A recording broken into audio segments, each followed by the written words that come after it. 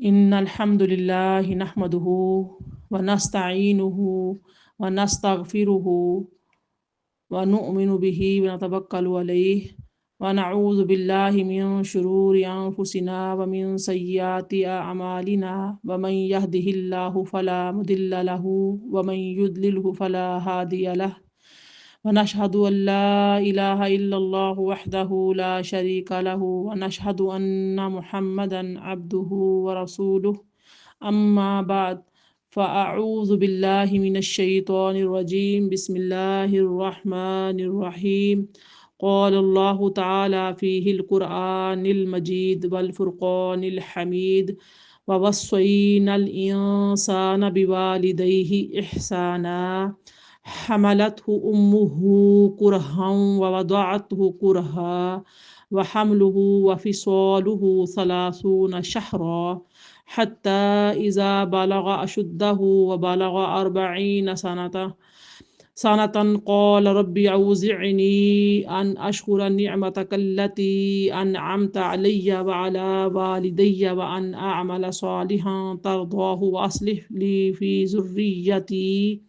إني تبت إليك وإني من المسلمين أولئك الذين نتقبل عنهم أحسن ما عملوا ونتجاوز عن سيئاتهم في أصحاب الجنة وعد الصدق الذي كانوا يوعدون صدق اللہ العلی العظیم۔ ترجمہ سماعت فرمائیں۔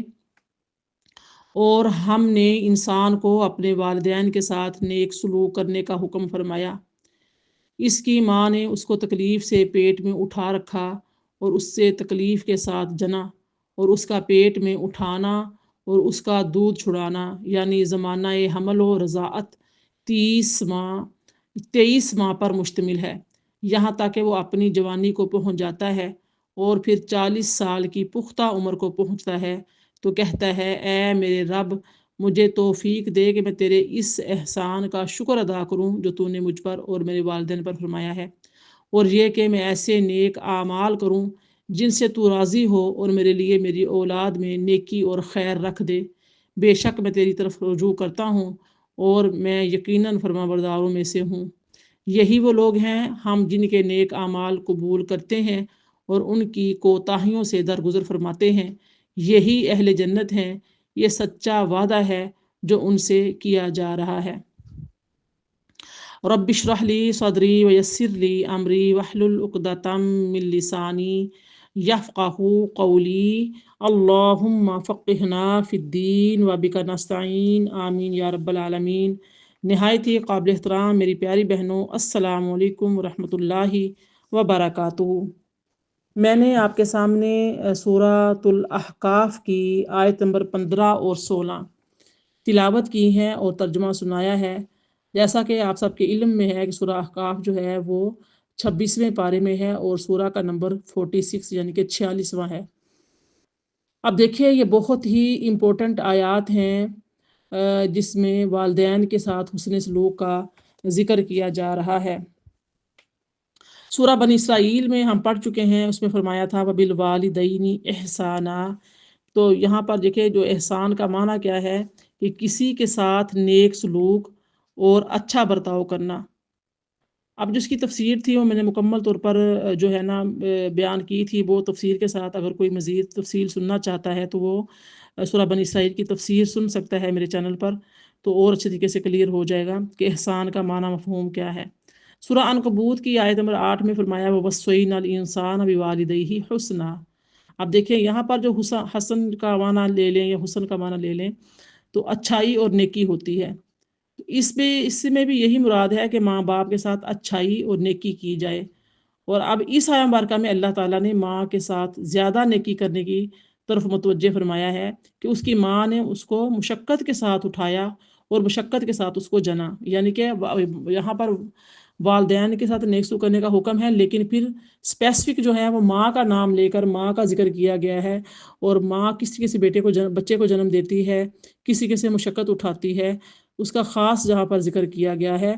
کہ فرمایا والدی احسانا حملتہ امہ، यहाँ पे देखो हमलतहु उम्मुहु का लफ्ज़ जहाँ पे आया है, वालिदैन के साथ हुस्न सलूक का, लेकिन स्पेसिफिक जो है ना माँ के साथ हुस्न सलूक का जिक्र भी किया जा रहा है। हज़रत आयशा सिद्दीक़ा रदियल्लाहु ताला अन्हा उम्मुल मोमिनीन आप फरमाती हैं कि मेरे पास एक औरत आई, उसके साथ उसकी 2 बेटियां थीं। उसने मुझसे सवाल किया और मेरे पास एक खजूर के सिवा और कोई चीज़ नहीं थी, तो मैंने उसको वही एक खजूर दे दी। उसने इसको यानी इस खजूर को अपनी 2 बेटियों के दरमियान तकसीम कर दिया और उसमें से खुद कुछ भी नहीं खाया, फिर वो चली गई। जब नबी करीम सल्लल्लाहु अलैहि वसल्लम तशरीफ़ लाए तो मैंने आपको इस वाक़े की खबर दी, तो नबी सल्लल्लाहु अलैहि वसल्लम ने फरमाया कि जो शख्स इन बेटियों की परवरिश में मुब्तला हुआ और उसने उनके साथ अच्छा सलूक किया, वो उसके लिए दोज़ख की आग से हिजाब होंगी। ये जो हदीस मुबारक सही बुखारी, सही मुस्लिम, सुनन तिरमिज़ी, सुनन इब्न माजा, मसनद अहमद में रकम की गई है। अब देखें इस आया मुबारक में जो आपके सामने मैंने आया मुबारक जो 15 है सूरा अहकाफ की तिलावत की है, इसमें माँ का जिक्र 3 बार आया है। तो इसलिए नबी सल्लल्लाहु अलैहि वसल्लम ने 3 बार माँ के साथ नेकी करने की ताकीद की है और चौथी बार बाप का जिक्र फरमाया है। हज़रत अबू हुरैरा रज़ियल्लाहु ताला अन्हु बयान करते हैं कि एक शख्स ने नबी सल्लल्लाहु अलैहि वसल्लम के पास आकर सवाल किया कि या रसूलल्लाह, मेरे नेक सलूक का सबसे ज़्यादा कौन हकदार है, कौन मुस्तहिक है? आपने फरमाया तुम्हारी माँ। उसने कहा फिर कौन? फरमाया तुम्हारी माँ। उसने कहा फिर कौन? फरमाया तुम्हारी माँ। जब चौथी बार उसने पूछा कि फिर कौन, तो आपने फरमाया कि तुम्हारा बाप। आप ये देखिए ये जो हदीस मुबारक आपको मैंने सुनाई है, ये हदीस मुबारक सही बुखारी, सही मुस्लिम, मसनद हमीदी, मसनद अहमद, सुनन इब्न माजा में रकम की गई है। हज़रत अबू हुरैरा रज़ियल्लाहु ताला बयान करते हैं कि रसूलुल्लाह सल्लल्लाहु अलैहि वसल्लम ने फरमाया कि उस शख्स की नाक खाक आलूद हो, उस शख्स की नाक खाक आलूद हो, उस शख्स की नाक खाक आलूद हो। पूछा गया या रसूलल्लाह किसकी? फरमाया जिसने अपने माँ बाप दोनों को या उनमें से किसी एक को बढ़ापे में पाया और जन्नत में दाखिल ना हुआ। यह हदीस मुबारक भी सही मुस्लिम, सुनन तिरमिज़ी और मसनद अहमद में रकम की गई है। मेरी प्यारी बहनों देखिए हज़रत अब्दुल्ला बिन उमर बिन आस रदियल्लाहु ताला अन्हुमा बयान करते हैं कि एक शख्स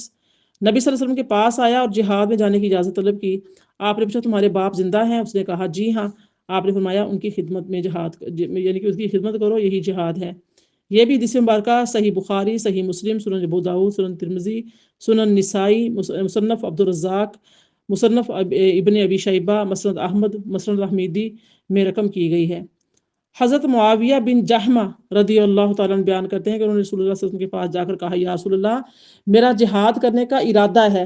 और मैं आपके पास मशवरा करने आया हूँ। आपने फरमाया क्या तुम्हारी माँ है? उसने कहा जी हाँ। आपने फरमाया तुम उसके पास लाजिम रहो क्योंकि जन्नत उसके पाँव के पास है। सुनन निसाई, सुनन इब्न माजा, मसनद अहमद, मजमा उल ज़वाइद में यह हदीस मुबारक रकम की गई है।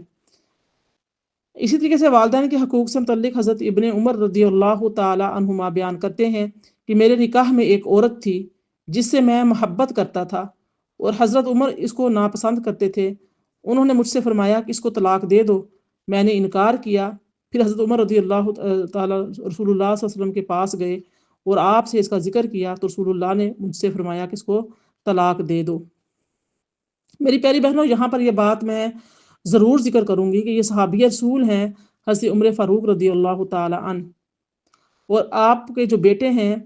वो अपनी बात बता रहे हैं कि मेरे वालिद मोहतरम जो थे हज़रत उमर वो यानी कि मेरी बीवी को नापसंद करते थे, तो उनसे मैं खुद अपनी बीवी से बहुत मोहब्बत करता था। तो यहाँ पर ये चीज़ें होती हैं कि जनाब जी माँ का इतना हुक्म मानना चाहिए कि माँ बाप अगर किसी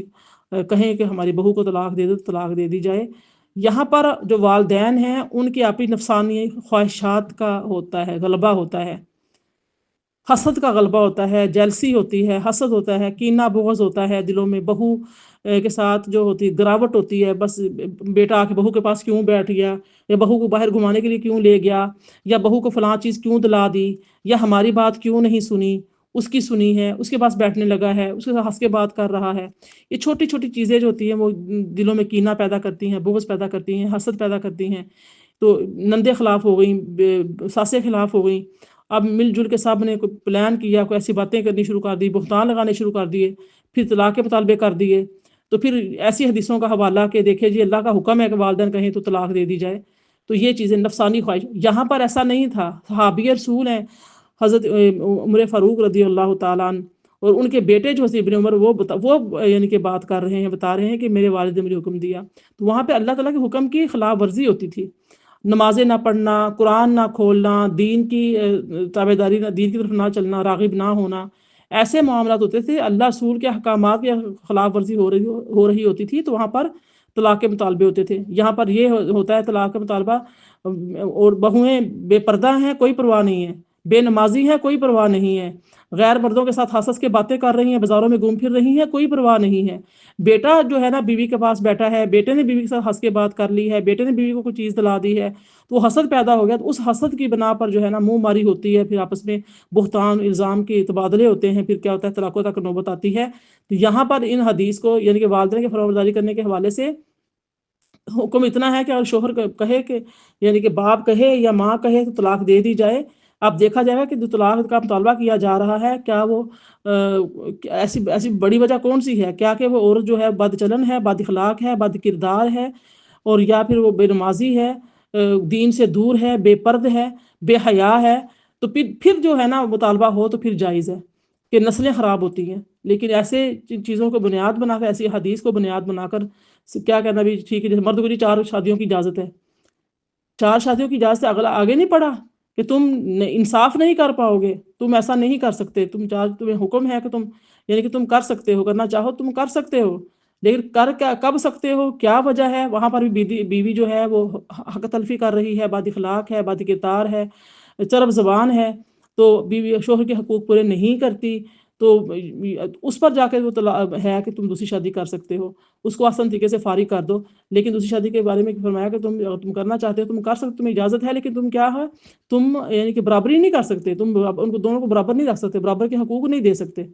آگے یہ بھی تو ہے، وہ نہیں پڑھتے. ایک چیز بس پارٹی کی شوہر جو ہے 4 شادیاں کر سکتا ہے. تو لہٰذا یہ نہیں ہے کہ یہود و نصارہ کی طرح اپنے مطلب کی بات لے لی جائے، اس کو اچھالا جائے، تو اس کے پس منظر کو نہ دیکھا جائے. پس منظر کو دیکھا کریں کہ صحابی رسول اگر ایسی بات کہہ رہے ہیں تو کیا وہ ان کی نفسانی خواہشات ہوں گی بیچ میں؟ ایسا کچھ نہیں ہے. تو لہٰذا آگے حضرت اسماء بنت ابی بکر رضی اللہ تعالیٰ عنہ بیان کرتی ہیں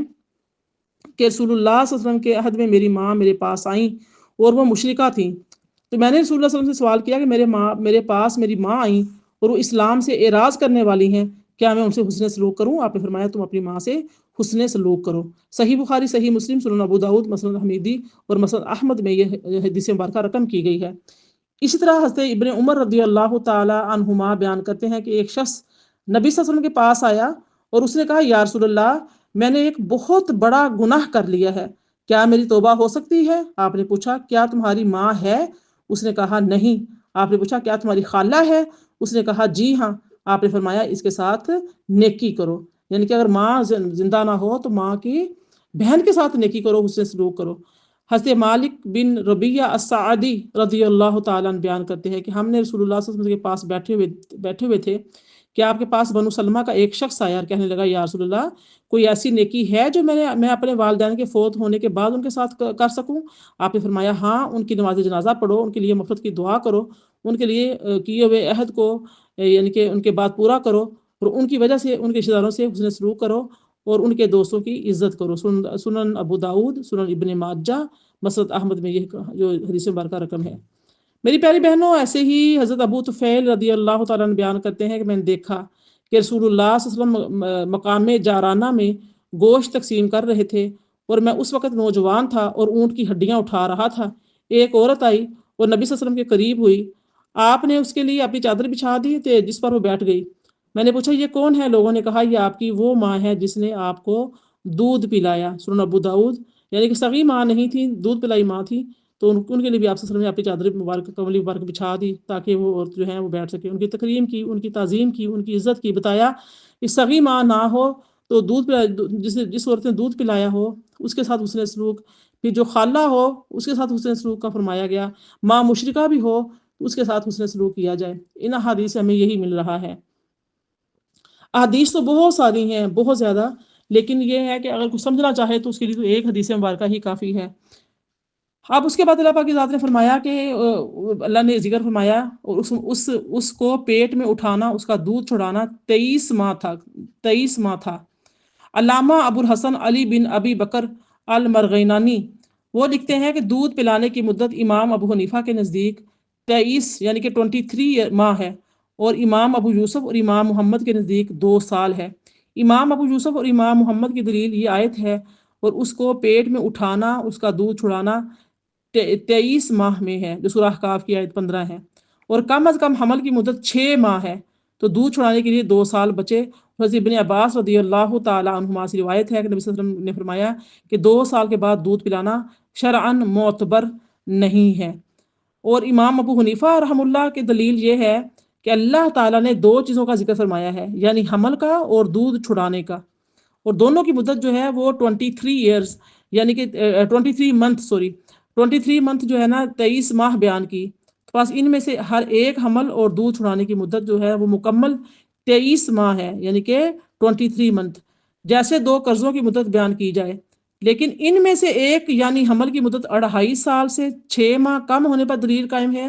اور وہ حضرت عائشہ کی حدیث ہے۔ تو دوسرے یعنی دودھ چھڑانے کی کل مدت اپنے ظاہر پر 30 ماہ رہے گی، تو اس لیے بھی کہ غذا کا متغیر ہونا ضروری ہے، تاکہ بچے کے جسم کی نشوونما جو دودھ سے ہو رہی تھی وہ غذا کی طرف منتقل ہو سکے، اور اتنی مدت گزر جائے کہ بچے کا جسم دوسری غذا کا عادی ہو سکے۔ اس لیے اس کی مدت کا اندازہ 2 سال کے بعد کم از کم مدت حمل سے کیا گیا ہے۔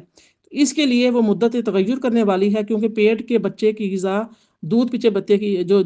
کی غذا کے جو ہے وہ مغائر ہوتی ہے۔ تو جس طرح دودھ پیتے بچے کی غذا روٹی کھانے والے بچے کی غذا کے مغائر ہے، اور حدیث میں جو ارشاد ہے کہ 2 سال کے بعد دودھ پلانا نہیں ہے، اس کا مطلب ہے کہ 2 سال کے بعد دودھ پلانے کا استحقاق نہیں ہے،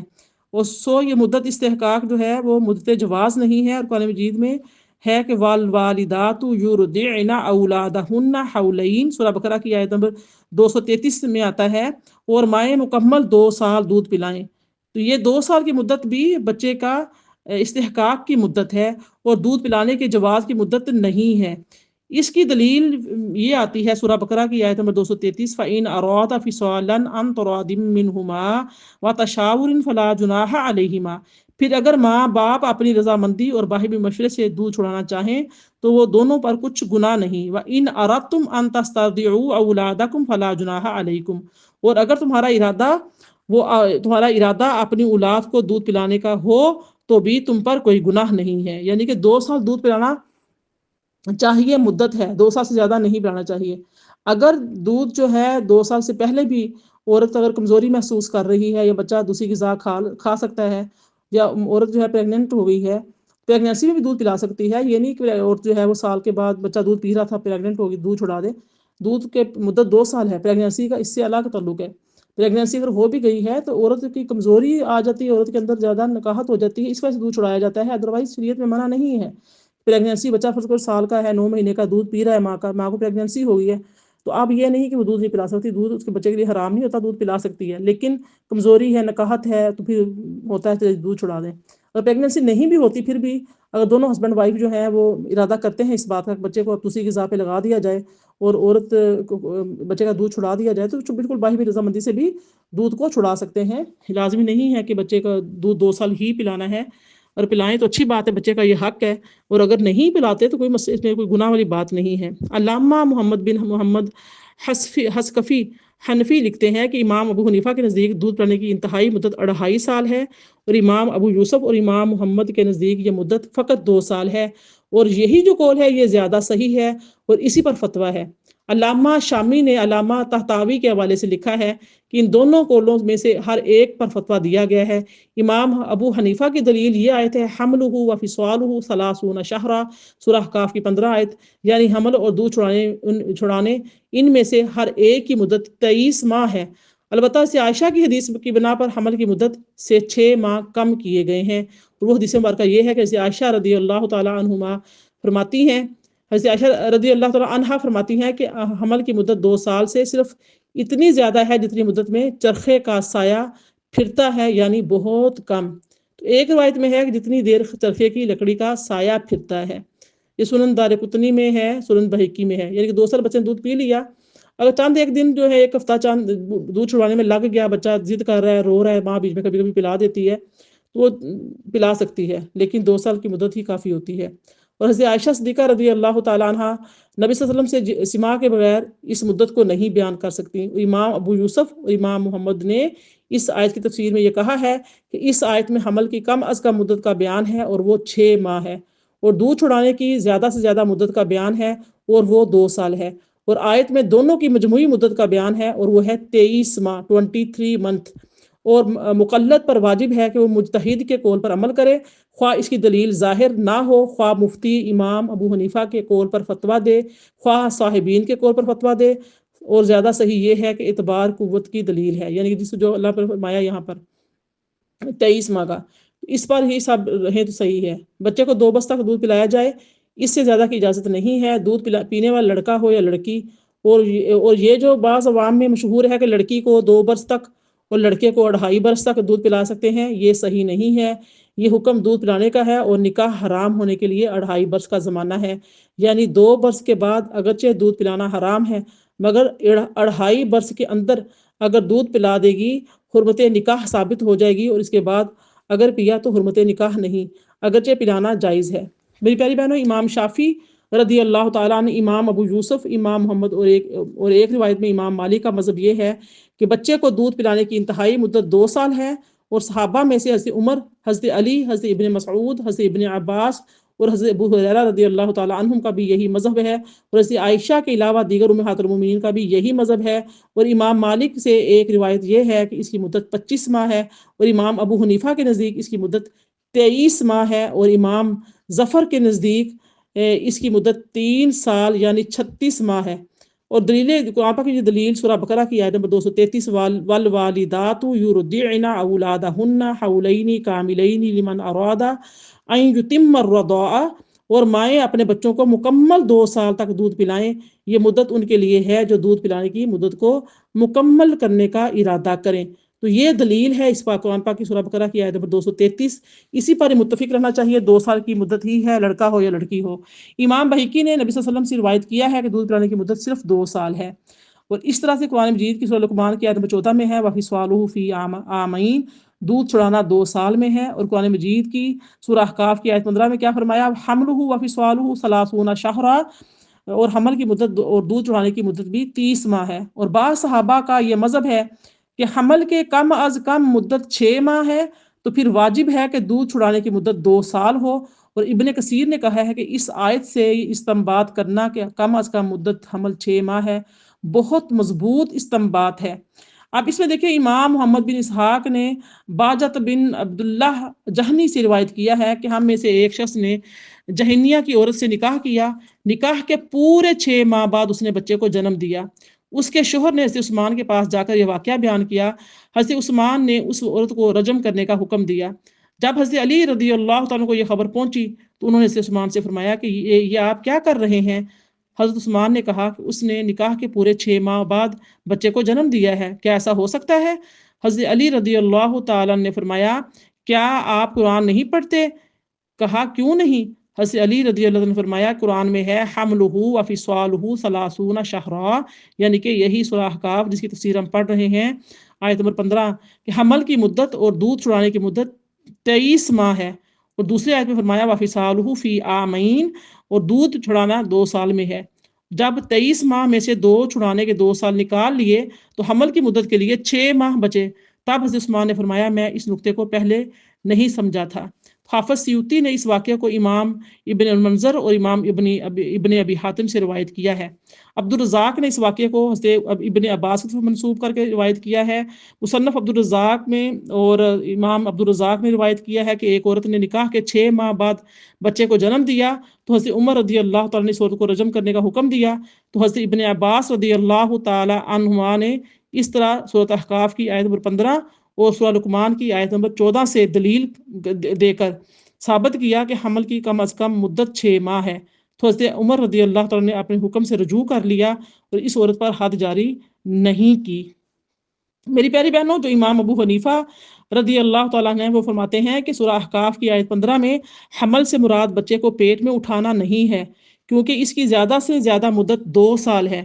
اور بلکہ حمل سے مراد بچے کو ہاتھ میں یا گود میں اٹھانا ہے، یعنی بچے کو ہاتھ میں اٹھانے اور اس کے دودھ چھڑانے کی مدت 23 ماہ ہے۔ اس دلیل پر یہ اعتراض ہوتا ہے کہ حمل کی یہ تفسیر خلاف ظاہر ہے، اور اس کے معارض حضرت علی اور حضرت ابن عباس رضی اللہ تعالیٰ عنہ کی احادیث ہیں جنہوں نے تصریح کی کہ حمل سے مراد بچے کو پیٹ میں اٹھانا ہے، اور اس کے خلاف کوئی حدیث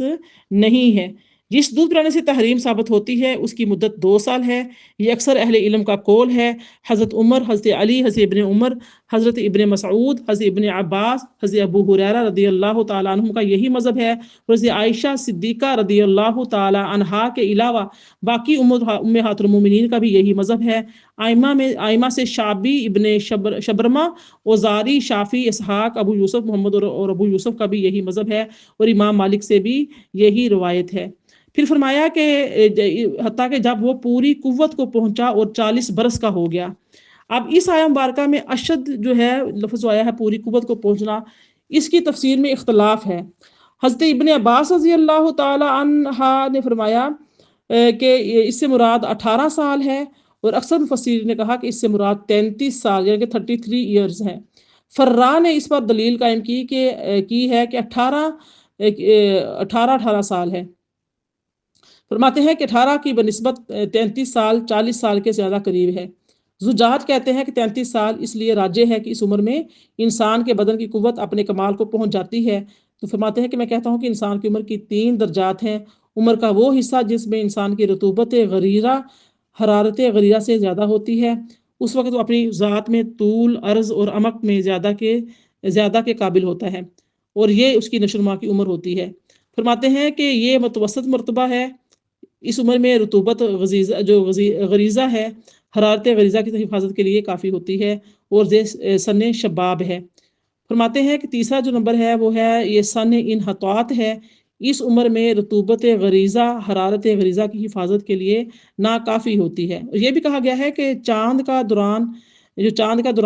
4 ہفتوں میں مکمل ہوتا ہے، ان 4 ہفتوں کو انسان کی عمر پر تقسیم کیا تو عمر کے پہلے ہفتے یعنی پہلے 7 سال مکمل ہونے پر اس کا لڑکپن ہوتا ہے، اور عمر کے دوسرے ہفتے یعنی 14 سال مکمل ہونے پر وہ بالغ ہوتا ہے، اور اس وقت وہ احکام شریعہ کا مکلف ہو جاتا ہے۔ یعنی کہ جب بچہ بالغ ہوتا ہے، لڑکی کو پیریڈز آنے شروع ہو جائیں اور لڑکے میں بلوغت کے آثار، اس کی آواز بدل جائے یا لڑکے کو داڑھی مونچھ وغیرہ آنا شروع ہو جائے، بلوغت کے آثار نمایاں ہوں، تو کیا ہوتا ہے کہ وہ اس کے اوپر وہ احکام شریعہ کا مکلف ہوتا ہے، احکام شریعہ اس پر لاگو ہوتے ہیں۔ اس عمر میں اس کی حرارت غریزہ قوی ہو جاتی ہے اور رطوبات کم ہو جاتی ہیں، اور علامات بلوغ ظاہر ہونے لگتی ہیں، اور عمر کے تیسرے ہفتے میں جب وہ 21 سال کا ہو جاتا ہے تو اس کی قوت اپنے کمال کو پہنچ جاتی ہے، اور اس کی داڑھی آ جاتی ہے، اور عمر کے چوتھے ہفتے میں اس کی قوت اور بڑھ جاتی ہے اور اپنے کمال کو پہنچتی ہے۔ جب اس کا عمر کا 5واں ہفتہ مکمل ہوتا ہے اور وہ 35 سال ہو جاتا ہے تو اس کا شباب اپنے تمام کمال کو پہنچ چکا ہوتا ہے، اس کی نشو و نما رک جاتی ہے، اور اس کی قوت میں مزید اضافہ نہیں ہوتا، اور بعض مزاجوں کے اختلاف سے کبھی اس کی قوت میں اضافہ ہوتا ہے اور کبھی کمی ہوتی ہے۔ اسی لیے قوت میں اضافہ کی غایت 40 سال مقرر کر دی گئی ہے، اور یہی عمر کا وہ حصہ ہے جس میں انسان شرعی اور طبعی طور سے اپنے تمام اور کمال کو پہنچ جاتا ہے، اور یہ اس کے شباب کے آخری حد ہے۔ اور 40 سال کی عمر کے بعد انسان کا جسم گھٹنے لگتا ہے اور اس کی قوتوں کا زوال شروع ہو جاتا ہے، اور فرمایا کہ اس کی تائید قرآن پاک مجید کی آیہ مبارکہ ہے، فرمایا کہ جب وہ پوری قوت کو پہنچا اور 40 سال کا ہو گیا۔ یہی آیہ مبارکہ جو 15ویں آیت ہماری چل رہی ہے۔ اس بارے میں انس رضی اللہ تعالیٰ عنہ بیان کرتے ہیں کہ نبی صلی اللہ علیہ وسلم نے فرمایا کہ جو معمر شخص اسلام میں 40 سال کی عمر کو پہنچ جائے تو اللہ تعالیٰ اس کو جنون، جزام اور برس سے محفوظ کر دیتا ہے، اور جب وہ 50 سال کی عمر کو پہنچ جاتا ہے تو اس سے حساب آسان کر دیتا ہے، اور جب وہ 60 سال کی عمر کو پہنچ جائے تو اللہ تعالیٰ اس کو اپنی طرف رجوع کرنے کی توفیق عطا فرما دیتا ہے، اور جب اس کی عمر 70 سال کی ہو جائے تو اللہ تعالیٰ اس سے محبت کرتا ہے، اور آسمان والے اس سے محبت کرتے ہیں، اور جب اس کی عمر 80 سال کی ہو جائے تو اللہ تعالیٰ اس کی نیکیوں کو برقرار رکھتا ہے اور اس کے گناہوں کو مٹا دیتا ہے، اور جب اس شخص کی عمر 90 سال کی ہو جاتی ہے تو اللہ تعالیٰ اس کے اگلے اور پچھلے گناہوں کو مٹا دیتا ہے اور اس کو اس کے گھر والوں کے حق میں شفاعت کرنے والا بنا دیتا ہے، اور آسمان میں لکھ دیا جاتا ہے کہ وہ زمین میں اللہ کا قیدی ہے۔ میری پیاری بہنوں، علامہ علی بن محمد الماوردی وہ کہتے ہیں کہ زید بن اسلم نے کہا ہے کہ اللہ تعالیٰ نے کسی نبی کو مبعوث نہیں کیا حتیٰ کہ وہ 40 سال کی عمر کو پہنچ جائیں۔ اس طرح سے امام علی بن احمد واحدی وہ فرماتے ہیں کہ جب رسول اللہ صلی اللہ علیہ وسلم کی عمر 40 سال کی ہو گئی تو آپ نبی بنائے گئے۔ جب عیسیٰ سے امام حسین بن مسعود بغوی شافی بھی لکھتے ہیں کہ نبی صلی اللہ علیہ وسلم کو 40 سال کی عمر میں نبوت عطا کی گئی۔ تو مفسرین کہتے ہیں کہ جس نبی کو بھی مبعوث کیا گیا تو اس کی 40 سال کے بعد مبعوث کیا گیا۔ فرماتے ہیں کہ حضرت عیسیٰ علیہ السلام سے اشکال لوگ کرتے ہیں کیونکہ اللہ تعالیٰ نے ان کو ان کی عمر سے کے پہلے حصے میں ہی نبی بنا دیا تھا، مگر کہتے ہیں کہ اس کا جواب یہ ہے کہ غالب یہ ہے کہ ان پر وحی آنے کا سلسلہ 40 سال کے بعد شروع ہوا، اور وہ نبی کریم صلی اللہ علیہ وآلہ وسلم کے حق میں بھی معاملہ اسی طرح ہوا ہے کہ آپ صلی اللہ علیہ وسلم کی عمر میں جب 40 سال ہو گئی تو پہلی وحی نازل ہوئی۔ تو اس طرح سے میری پیاری بہنوں، حضرت ابو ہریرہ رضی اللہ تعالیٰ بیان کرتے ہیں کہ مسلمانوں نے کہا یا رسول اللہ آپ کے لیے نبوت کب واجب ہوئی؟ تو آپ نے فرمایا اس وقت جب آدم روح اور جسم کے درمیان تھے۔ اس حدیث کو سنن ترمذی میں نقل کیا گیا ہے۔ حافظ ابو بکر محمد بن عبداللہ بن عربی مالکی وہ کہتے ہیں کہ اللہ سبحانہ وتعالیٰ نے سیدنا محمد صلی اللہ علیہ وسلم کے لیے کئی وجوہ سے نبوت کو واجب فرمایا۔ آپ کی نبوت اس لیے واجب ہے کہ اللہ کا علم میں تھا کہ آپ نبی ہیں، جیسا کہ ہر چیز کا وجود اللہ تعالیٰ کے علم سے واجب ہے، اور آپ کی نبوت اس وقت واجب ہوئی جب اللہ تعالیٰ نے قلم کو پیدا کیا اور اسے فرمایا لکھ، تو اس نے قیامت تک ہونے والی ہر چیز کو لکھا۔ اس میں نبی صلی اللہ علیہ وسلم کا آپ کی صفات کریمہ اور آپ کے حلیہ شریف کے ساتھ ذکر تھا، اور آپ کے لیے نبوت اس وقت واجب ہوئی جب حضرت آدم علیہ السلام کا پتلا بنا کر زمین پر رکھا گیا، اور حضرت آدم علیہ السلام کی تخلیق کے وقت آپ کی نبوت کے وجود کے ذکر میں یہ حکمت ہے کہ حضرت آدم کی تخلیق سے پہلے آپ کی نبوت قول میں تھی، فعل میں نہیں تھی، اور جب حضرت آدم کی تخلیق ہوئی تو آپ کی نبوت بالفعل ہو گئی، کیونکہ اصل کی تخلیق فرع کی تخلیق ہے۔ تو خصوصاً جب حضرت آدم علیہ السلام کی تمام اولاد کو ان کی پشت سے نکالا گیا تو وہ سب زندہ موجود تھے، اور اللہ تعالیٰ نے ان سب کو اپنی ربوبیت پر شاہد بنایا، اور ان میں آپ بھی اپنے وصف نبوت کے ساتھ موجود تھے۔ حضرت ارباز بن ساریہ رضی اللہ تعالیٰ عنہ بیان کرتے ہیں کہ میں اس وقت بھی اللہ کے نزدیک خاتم النبیین لکھا ہوا تھا جب حضرت آدم علیہ السلام اپنی مٹی میں گوندے ہوئے تھے۔ تو میری پیاری بہنوں، شیخ عبدالحق محدث جو دہلوی ہیں وہ اس حدیث مبارکہ کی شرح میں لکھتے ہیں کہ اس جگہ یہ سوال وارد ہوتا ہے کہ نبی صلی اللہ علیہ وسلم کی نبوت جو تخلیق آدم سے پہلے تھی، اس سے کیا مراد ہے؟ اگر اس سے مراد یہ ہے کہ آپ اللہ سبحانہ تعالیٰ کے علم میں اس وقت نبی تھے تو اس پر یہ اشکال ہے کہ اللہ تعالیٰ کے علم میں تو اس وقت تمام انبیاء علیہ السلام نبی تھے، اور اگر اس سے یہ مراد ہے کہ آپ اس وقت بالفعل نبی تھے تو آپ کا بالفعل نبی ہونا تو دنیا میں تھا۔ اس کا جواب یہ دیتے ہیں کہ اس سے مراد یہ ہے کہ آپ کے وجود عنصری سے پہلے آپ کی نبوت کا فرشتوں اور روحوں میں اظہار ہے، جیسا کہ حدیث مبارکہ میں آتا ہے کہ آپ کا اسم شریف عرش پر، آسمان پر، جنت کے محلات اور بالاخانوں پر، حوران بہشت کے سینوں پر، درخت کے پتوں پر، جنت کے درختوں پر، اور فرشتوں کے بھووں اور آنکھوں پر لکھا ہوا تھا۔ اور بعض عارفین نے کہا ہے کہ اس وقت آپ کی روح شریف نبی تھی اور عالم ارواح میں روحوں کی تربیت کر رہی تھی، جیسا کہ عالم عنصری میں آپ کا جسم شریف اجسام کی تربیت کر رہا ہے، اور یہ چیز ثابت ہے کہ ارواح کو اجسام سے پہلے پیدا کیا گیا ہے۔ میری پیاری بہنوں، اب ایک یہ بحث رہتی ہے کہ 40 سال کی عمر میں آپ کو مبعوث کیا گیا، یعنی اعلان نبوت کا حکم دیا گیا، تو اس سے پہلے بھی آپ نبی تھے یا نہیں، اور آپ کو اپنی نبوت کا علم تھا یا نہیں؟ تو اس کا جواب یہ دیا جاتا ہے کہ آپ اس سے پہلے بھی نبی تھے اور آپ کو اپنی نبوت کا علم تھا۔ امام مسلم اپنی سند کے ساتھ روایت کرتے ہیں کہ حضرت جابر بن سمرہ رضی اللہ تعالیٰ عنہ بیان کرتے ہیں کہ رسول اللہ نے فرمایا، مکہ کے ایک پتھر کو پہچانتا ہوں جو بیست اعلان نبوت سے پہلے مجھ پر سلام عرض کیا کرتا تھا، میں اس پتھر کو اب بھی پہچانتا ہوں۔ میری پیاری بہنوں، اس صحیح حدیث سے یہ واضح ہوتا ہے کہ ہمارے پیارے نبی صلی اللہ علیہ وآلہ وسلم کو بعثت سے پہلے اپنے نبی بنائے جانے کا علم تھا، اور آپ نے بعثت سے پہلے ابو طالب کے ساتھ شام کا جو سفر کیا تھا اس میں بھی یہ تصریح ہے کہ راہب نے رسول اللہ صلی اللہ علیہ وسلم کو کا ہاتھ پکڑ کر کہا یہ سید العالمین ہیں، یہ رسول رب العالمین ہیں، ان کو اللہ تعالیٰ رحمت العالمین بنا کر مبعوث فرمائے گا۔ سنن ترمذی میں یہ حدیث مبارکہ رقم کی گئی ہے۔ ایسے ہی حضرت جابر بن سمرہ رضی اللہ تعالیٰ بیان کرتے ہیں کہ رسول اللہ نے فرمایا کہ مکہ میں ایک پتھر تھا جو ان راتوں میں مجھ پر سلام پیش کیا کرتا تھا جن میں مجھ کو مبعوث کیا گیا، میں اس پتھر کو اب بھی پہچانتا ہوں۔ سنن ترمذی، مسند ابو داود، مصنف ابن ابی شیبہ، مسند احمد، سنن دارمی، مسند ابو یعلا، صحیح ابن حبان، موجب الکبیر، موجب الاوسط، موجب الکبیر، موجب الصغیر میں، اور دلائل النبوہ میں، دلائل النبوہ للبہیقی میں، شرح سنہ میں یہ حدیث مبارکہ جو ہے یہ رقم کی گئی ہے کہ پتھر مجھے سلام کرتے تھے۔ اور جب آپ کی بعثت سے پہلے پتھروں کو آپ کی نبوت کا علم تھا تو آپ کو بعثت سے پہلے اپنی نبوت کا علم کیوں نہیں ہوگا؟ میری پیاری بہنوں،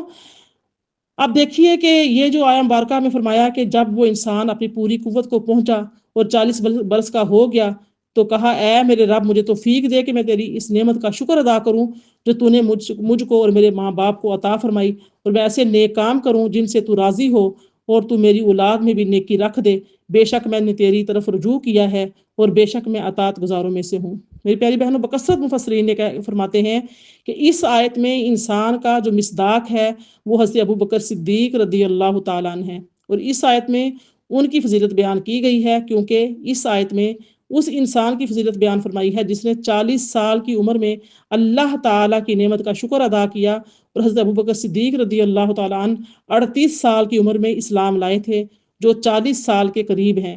اور اس آیت میں جس انسان کا ذکر فرمایا ہے اس کے ماں باپ دونوں مسلمان تھے، اور عہد رسالت میں صرف ابوبکر واحد انسان تھے جن کے ماں باپ دونوں مسلمان تھے۔ اور اس آیت میں جس انسان کا ذکر ہے اس نے اپنے اولاد کے لیے نیکی کی دعا کی ہے، اور تمام اصحاب میں صرف حضرت ابوبکر ایسے تھے کہ عہد رسالت میں ان کا بیٹا بھی مسلمان تھا، ان کا پوتا بھی مسلمان تھا، اس لیے کہ یہ اوصاف حضرت ابوبکر صدیق رضی اللہ تعالیٰ کے سوا اور کسی میں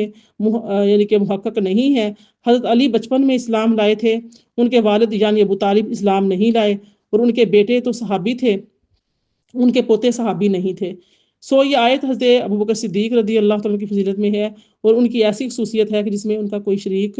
نہیں ہے۔ اس بارے میں امام ابو الحسن علی بن احمد الواحدی نشاپوری فرماتے ہیں کہ حضرت ابن عباس رضی اللہ تعالیٰ نے روایت کیا ہے کہ اس سے مراد حضرت ابوبکر صدیق رضی اللہ تعالیٰ عنہ ہیں۔ ان کا حمل اور ان کا دودھ چھوٹنا اس مدت میں تھا، اور یہ پوری آیت ان کے ہی کے متعلق نازل ہوئی ہے، اور اس سے بعین ہی حضرت ابوبکر صدیق مراد ہیں۔ عطا کہتے ہیں کہ اس آیت میں حتیٰ اذا بالغ اشدہ،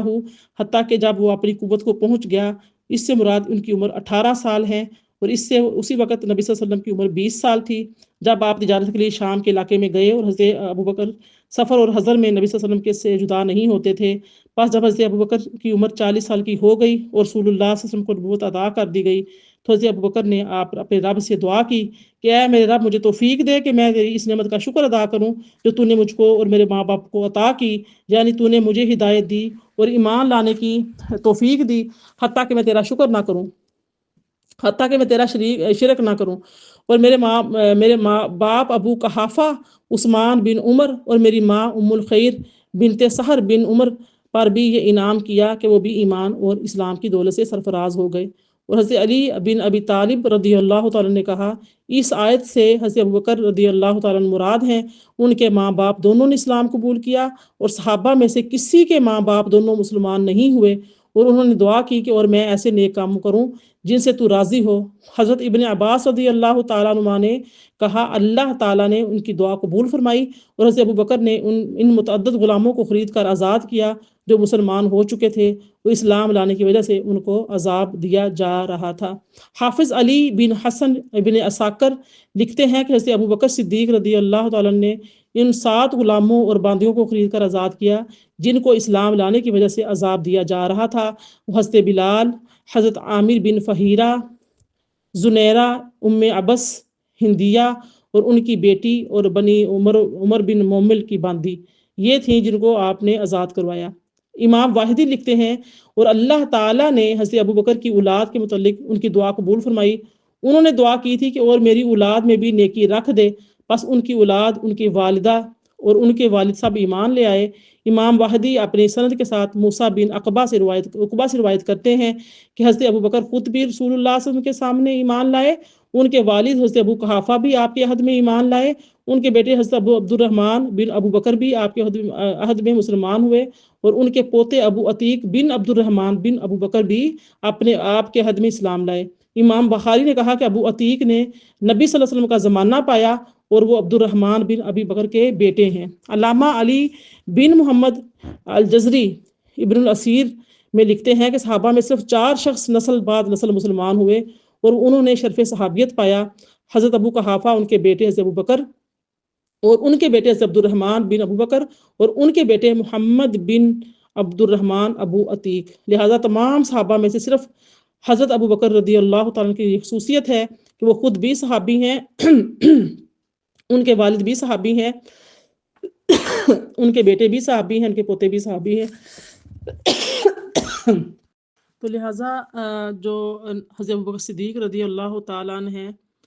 تو ان کی 4 نسلوں میں صحابیت ہے۔ اللہ تعالیٰ نے فرمایا کہ اس انسان یعنی حضرت ابو بکر نے کہا، بے شک میں تیری طرف رجوع کیا اور بے شک میں اطاعت گزاروں میں سے ہوں۔ اس پر حضرت ابن عباس نے اس آیت کی تفسیر میں فرمایا کہ میں نے ہر اس کام کی طرف رجوع کیا جس کو تو پسند فرماتا ہے، اور میں نے اپنے دل اور زبان سے تیری اطاعت کی۔ میری پیاری بہنوں، دیگر مستند مفسرین نے بھی یہی اس طرح لکھا ہے کہ یہ آیت حضرت ابو بکر صدیق رضی اللہ تعالیٰ کی فضیلت کے بیان میں نازل ہوئی ہے۔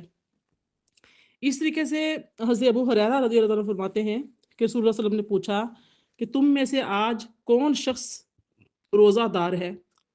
حضرت ابو بکر صدیق نے کہا میں ہوں۔ آپ نے پوچھا آج تم میں سے کون شخص جنازے کے ساتھ گیا تھا؟ حضرت ابو بکر نے کہا میں۔ آپ نے پوچھا آج تم میں سے کس نے مسکین کو کھانا کھلایا؟ حضرت ابو بکر نے کہا میں نے۔ آپ نے پوچھا آج تم میں سے کس شخص نے مریض کی عیادت کی ہے؟ حضرت ابو بکر نے کہا میں نے۔ تو رسول اللہ صلی اللہ علیہ وسلم نے فرمایا جس شخص میں بھی یہ اوصاف جمع ہوں گے وہ جنتی ہوگا۔ میری پیاری بہنوں، یہ تھی حضرت سیدنا صدیق اکبر رضی اللہ تعالیٰ عنہ کی شان جو میں نے مختصراً بیان کی ہے، جو اس آیہ مبارکہ کی جامع تفسیر تھی۔ تو لہٰذا